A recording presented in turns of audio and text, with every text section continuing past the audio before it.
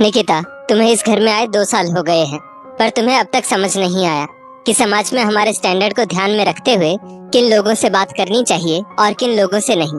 तुमसे कितनी बार कहा है कि हर किसी से बात करने की जरूरत नहीं है, केवल हमारी तरह फाइनेंशियली स्ट्रांग लोगों से ही बात किया करो। पर नहीं, तुम्हें तो हमारे खानदान की इज्जत का जरा भी ध्यान नहीं है। मिडिल क्लास, लोअर क्लास, हर तरह के लोगों से घुल मिलकर बातें करती हो। लगता ही नहीं कि तुम चौधरी खानदान की बहू हो। एक मुझे देखो, मुझसे बात करने से पहले 2 बार सोचते हैं लोग। मैं भी हर किसी से कंफर्टेबली नहीं मिलती, आखिर हम चौधरी खानदान की बहुएं हैं। जरा तो हमारी इमेज का ध्यान रखो। मोना ने अपनी देवरानी निकिता को डांट लगाई। पर भाभी, इसमें बुराई क्या है?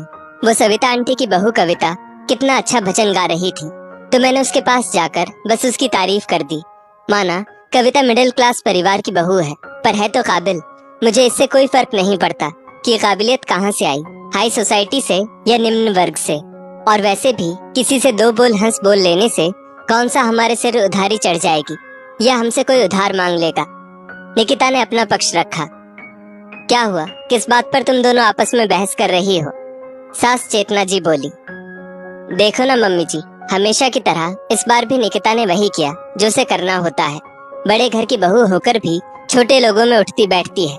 आपने और मैंने सविता आंटी के घर पूजा में जाने से पहले निकिता को कितना समझाया था कि उसे वहाँ जाकर कैसा व्यवहार करना होगा। वहाँ अदब से चुपचाप बैठे रहना होगा, नाश्ते की प्लेट में थोड़ा सा नाश्ता लेना होगा। समाज की middle class, lower middle class घर की बहू से बातचीत बिल्कुल नहीं करनी है। पर नहीं, ये कहाँ हमारी सुनने वाली है। ना कटवा दी इसने हमारी वहाँ जाकर। वो मिडिल क्लास सविता आंटी की बहू कविता भजन गा रही थी और निकिता ढोलक बजाकर उसका साथ दे रही थी। जेठानी मोना ने अपनी सास चेतना जी से अपनी देवरानी निकिता की शिकायत की। ये तुमने ठीक नहीं किया निकिता, तुम्हें ऐसी हरकत शोभा नहीं देती। तुम्हें हमारे स्टैंडर्ड का ध्यान रखना चाहिए। आखिर तुम चौधरी खानदान की बहू हो, हम बड़े ज्वेलर्स हैं, समाज में हमारा काफी नाम है। और ये अग्रवाल फैमिली को भी क्या सोची जो पूरे समाज को पूजा में बुला लिया। हमारी तरह कुछ गिने चुने लोगों को ही बुलाना चाहिए था पूजा में। खैर, आगे से ध्यान रखना, बड़े लोगों में ही उठा बैठा करो। चेतना जी ने निकिता से कहा। निकिता और मोना दोनों बहुएं समाज के अग्रवाल फैमिली के निमंत्रण पर उनके घर पूजा में गई थी। वहाँ समाज के हर वर्ग की महिलाओं को आमंत्रित किया गया था। निकिता सबके अभिवादन का जवाब मुस्कुराकर हाथ जोड़कर कर रही थी। खुशी खुशी उनका हालचाल भी पूछ लेती थी। वहीं मोना केवल बड़े घर की महिलाओं के साथ ही बोलती। चेतना जी और कैलाश जी के 2 बेटे थे। उनका खानदानी ज्वेलरी का बिजनेस था। बड़ा बेटा जतिन अपनी पढ़ाई पूरी करते ही अपनी शॉप पर बैठ गया। जतिन पढ़ा लिखा, हैंडसम, रईस परिवार से था, इसलिए उसका रिश्ता भी बड़े घर की मोना के साथ हो गया। मोना भी बड़े व्यवसाय परिवार से ताल्लुक रखती थी। मोना को अपनी अमीरी और सुंदरता पर बड़ा घमंड था। छोटे बेटे सुबोध को बचपन से ही डायबिटीज की बीमारी थी। देखने में भी सामान्य था, सिर पर बाल भी बहुत कम थे। कम उम्र का होकर भी अपनी उम्र से काफी बड़ा लगता था। उसके लिए बड़े घर की सुंदर लड़कियों के रिश्ते तो आने से रहे। ये सोचकर चेतना जी ने समाज के निम्न मध्यम वर्गीय परिवार की निकिता के घर अपने बेटे के रिश्ते की बात चलाई। निकिता का परिवार सामान्य आर्थिक स्थिति का था। उसके पापा प्राइवेट जॉब करते थे, माँ हाउसवाइफ थी जो किडनी की बीमारी से ग्रसित थी। निकिता का एक छोटा भाई और बहन थे। उसकी बहन भी शरीर में सफेद दाग की बीमारी से परेशान थी। अपनी परिस्थिति को देखकर निकिता ने इस रिश्ते के लिए हाँ कह दी। चेतना जी छोटे घर से बहू तो ले आई, पर उसका घर में मान न रख सकी। घर में हर काम के लिए सहायिका थी, पर खानदान की परंपरा अनुसार खाना तो घर की महिलाओं के द्वारा ही बनाया जाता था। पर उसमें भी घरेलू सहायकों द्वारा मदद मिल जाती थी, जैसे आटा लगाना, सब्जी सलाद काटना, बाजार से सब्जी फल लाना इत्यादि। ये कैसी चाय बनाई है? इसमें कितनी चीनी है? चाय का मसाला भी ठीक से नहीं डाला, फिर से बना कर लाओ। ये मिडिल क्लास टाइप की चाय बनाना छोड़ दो। मोना ने कप आगे सरकाते हुए कहा। निकिता चुपचाप कप उठाकर ले गई और दूसरी चाय बनाकर ले आई। वैसे चाय अच्छी बनी थी, पर मोना की आदत थी, वो हर दिन इसी तरह निकिता के कामों में नुक्स निकालती और उसे छोटे घर से होने का ताना देती। कहीं न कहीं सास चेतना जी भी बड़ी बहू का सपोर्ट कर ही देती। निकिता बड़े घर के खाने पीने का ढंग सीख रही थी, पर कभी तो कमी रह ही जाती थी, और कभी कमी नहीं भी रहती तो जानबूझकर निकाल दी जाती थी। निकिता अपने मायके में बड़े लाड़ प्यार से पली थी। माँ ने उसे अच्छे संस्कारों के साथ साथ घर गृहस्थी चलाने के गुण भी सिखाए थे। पर मायके में कितना भी सीख कर आओ, ससुराल में ससुराल वालों के हिसाब से ही चलना होता है, फिर से सब कुछ नया सीखना होता है। निकिता को भगवान के छोटे छोटे सुंदर वस्त्र और आभूषण बनाने का बहुत शौक था। अपने मायके में वही भगवान के लिए वस्त्र आभूषण बनाया करती थी। आस पड़ोस के लोग भी उससे मदद लिया करते थे, पर ससुराल आकर सबकी चाकरी करने में वो अपने शौक के लिए समय ही नहीं निकाल पाती थी। निकिता, आज मेरी किटी है। मैं किटी में चाइनीज इटालियन फूड रखना चाहती हूँ। सब घर पर ही बनाएंगे। मैं सबको इम्प्रेस करना चाहती हूँ। मोना ने निकिता से कहा। ठीक है भाभी, आप बताते जाना, मैं आपकी मदद कर दूंगी, क्योंकि मुझे चाइनीज इटालियन खाना बनाना नहीं आता। निकिता ने कहा। क्या निकिता, तुम्हें तो कुछ भी नहीं आता। ना 4 व्हीलर चला पाती हो और ना ही मेरी तरह फराटेदार इंग्लिश बोल पाती हो। यूट्यूब देखकर खाना बनाना तो जानती हो ना। सिर्फ 10-12 फ्रेंड्स आएंगी मेरी, मोना बोली। अगले दिन मोना अपने बच्चे की पेटीएम का बहाना बनाकर घर से रफ्फू चक्कर हो गई। उसने ब्यूटी पार्लर की बुकिंग ले रखी थी, hair cut, waxing, manicure pedicure के लिए। मोना निकिता को इंस्ट्रक्शन देकर चली गई। इधर निकिता यूट्यूब देख देख कर रेसिपी बनाने लगी। निकिता ने घरेलू सहायिका की मदद लेकर noodle, Manchurian, pasta, pizza, American chop suey बनाई। मोना की सहेलियां खाना खाते ही बोल पड़ी, यार इससे अच्छा तो रोड साइड लगने वाले ठेले से खा लेते। बेकार में मुंह का स्वाद खराब हो गया। क्या यार मोना, ऐसा खाना खिलाने को हमें बुलाया था क्या? निकिता ने अपना 100% दिया था, पर चाइनीज खाने में कुशलता ना होने की वजह से खाने में कमी रह गई थी। मोना ये सब जानते हुए भी अपना काम निकिता के भरोसे छोड़कर चली गई थी।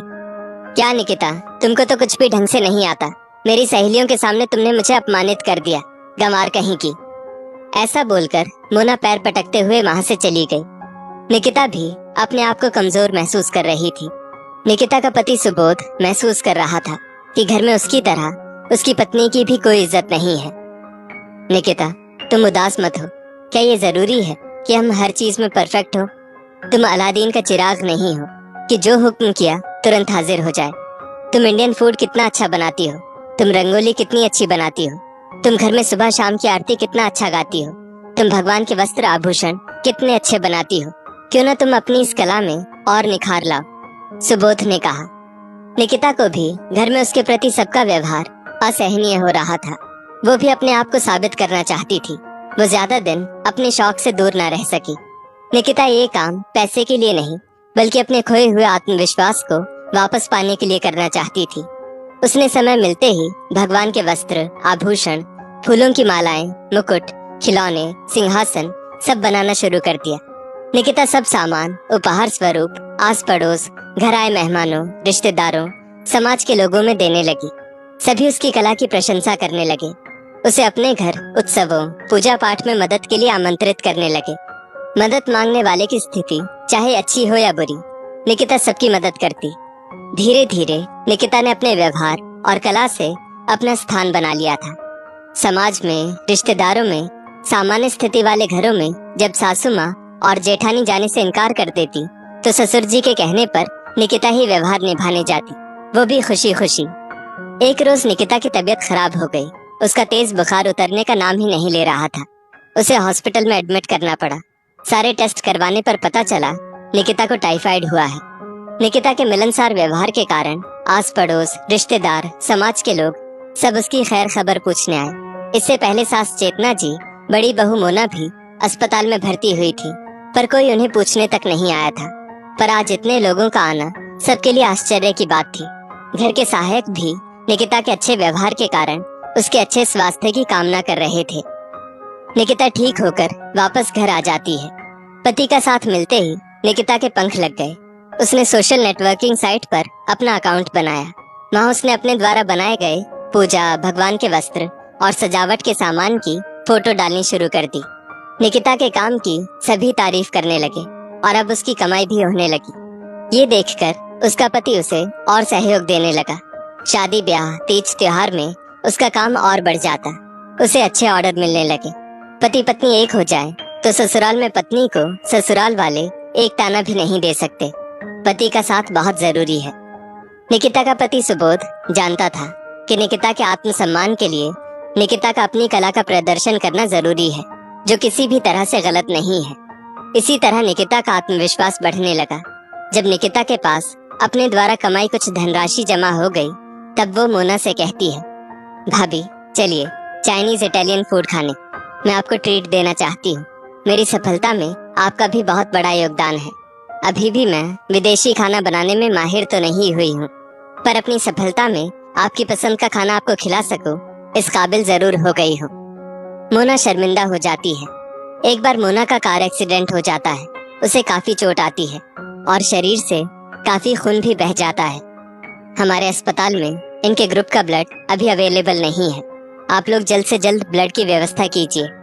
डॉक्टर ने परिवार से कहा। ब्लड का इंतजाम हो जाता है। 2-3 दिन बाद मोना थोड़ा बेहतर महसूस करती है। भाभी अब आप ठीक हैं, अब जोखिम टल गया है। निकिता ने आंख में आंसू लिए कहा। जानती हैं भाभी, आपको ब्लड किसने दिया? निकिता ने पूछा। मेरी सहेली स्वीटी ने? मोना ने पूछा। नहीं भाभी, आपको खून वो मिडिल क्लास सरिता आंटी की बहू कविता ने दिया है। मैंने हमारे समाज के व्हाट्सएप ग्रुप में भी ब्लड की गुहार लगाई थी। जब कविता को पता चला आपको ब्लड की आवश्यकता है, तो वो तुरंत आई और अपना ब्लड देकर आपकी जान बचाई। भाभी, हम सबके शरीर में एक ही रंग का खून बहता है। किसी के शरीर में नीला तो किसी के शरीर में पीला नहीं। अमीर गरीब में भेदभाव ना करें। हम सब ईश्वर के ही बच्चे हैं, निकिता ने कहा। हाँ, तुम सही कह रही हो। हम किस बात का घमंड रखते हैं? खाली हाथ आए हैं, खाली हाथ जाना है। साथ जाएंगे तो केवल हमारे अच्छे कर्म, पुण्य, अच्छा व्यवहार। आगे से मैं भी सबके साथ समानता का व्यवहार करूंगी। मुझे माफ कर दो, मैंने तुम्हारे साथ कितनी बार बुरा व्यवहार किया, तुम्हारा मजाक बनाया, पर तुमने हमेशा मुझे सही राह दिखाने की कोशिश की। बस निकिता, मुझ पर एक एहसान और करना। मुझे ले चलोगी ना कविता के घर, उसका आभार मानने? मोना ने भरे गले के साथ कहा। हाँ हाँ भाभी, आप ठीक हो जाइए, हम जरूर साथ चलेंगे, निकिता ने भी मुस्कुराते हुए कहा। दोस्तों, असल गरीब वो है जो दिल से गरीब है, और असल अमीर वो है जो दिल से अमीर है।